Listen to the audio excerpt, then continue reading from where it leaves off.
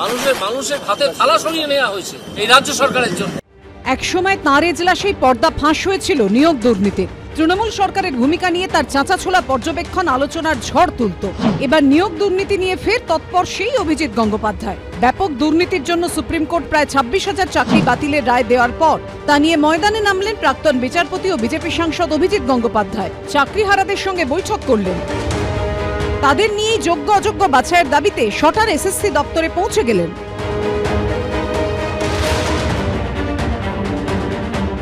মুখ্যমন্ত্রী বিভিন্ন রকমের খেলা খেলছেন, ভাওতাবাজি দিচ্ছেন। এইটা আর মেনে নেওয়া যাবে না। 5-6 জন গিয়ে ওনার সঙ্গে কথা বলে আসবো যে মিরর ইমেজটা যাতে পাবলিশ করা হয় এবং এই পাবলিশ যে যারা করতে দিচ্ছেন না তাদের বিরুদ্ধে গিয়ে এবার এই স্বশাসিত সংস্থাকে কাজটা করতে হবে। সেই চাল আর কাকড় একসাথে মিশিয়ে দেওয়ার একটা ইচ্ছা তার মধ্যে সবসময় রয়েই গেছে। এটা আমাদের হতাশ করে তুলেছে এবং আমরা এই যন্ত্রণা থেকে, এই মৃত্যু থেকে আমরা বাঁচবো কেমন করে, সেই জন্য আজকের আমাদের সবাইকে আসা স্যারের কাছে। বিজেপি সাংসদের এই তৎপরতা নিয়ে কটাক্ষ ছুঁড়ে দিয়েছেন শিক্ষামন্ত্রী। কোন একটা সাক্ষাৎকারে দেখেছিলাম যে উনি একসময় চেষ্টা করেছিলেন বা ভালোবাসেন থিয়েটারে অ্যাক্টর হওয়ার। আমি একজন থিয়েটারে নিবিষ্ট এতদিনকার ছাত্র হিসেবে বলতে পারি যে উনি যদি অভিনেতা হতে কখনো চেয়ে থাকেন, ওনার জানা উচিত যে একজন প্রকৃত অ্যাক্টরের বোঝা উচিত যে কোনটা কার পার্ট, কার জন্য কোন পার্টটা নির্দিষ্ট। এদিন এসএসসি দপ্তর থেকে বেরিয়ে অভিজিৎ গঙ্গোপাধ্যায় দাবি করেন শিক্ষা সচিব উপস্থিত থাকলেও দেখা করেননি। বুধবার ফের এসএসসি দপ্তরে আসবেন বলে ঘোষণা করেন তিনি। দেখা করতে এসেছিলাম চেয়ারম্যানের সঙ্গে, ইনি নেই। আর সেক্রেটারিও দেখা করতে উৎসাহী হননি। কালকে আসবো আবার।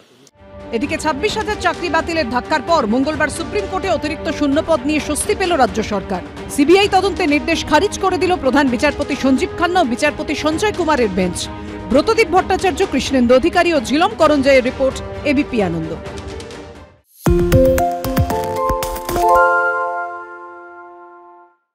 আরে চাটা দে। এই আমার একটা চা দেন। কি হলো আমারটা? বাংলা পক্ষপাত চায় না, বাংলা খবর চায়। বাংলা খবর, বাংলার খবর। সত্য অন্তহীন, সত্যের খোঁজও তাই, সত্য সন্ধানে তাই আমরা অক্লান্ত, অকুতভয়। এবিপি আনন্দ নতুন ভাবনার প্রতীক, যা মনে মুক্ত, তথ্যে যুক্ত এবং যাবতীয় সীমানার বাঁধন থেকে মুক্ত। সীমা না শব্দটির মধ্যে লুকিয়ে আছে মানা শব্দটি, যেন চোখ রাঙানি এক অদৃশ্য বেড়াজাল, যা আটকে রাখে আমাদের এক ছোট্ট গণ্ডির মধ্যে। একমাত্র সঠিক খবরই গড়ে তুলবে এক মুক্ত সমাজ।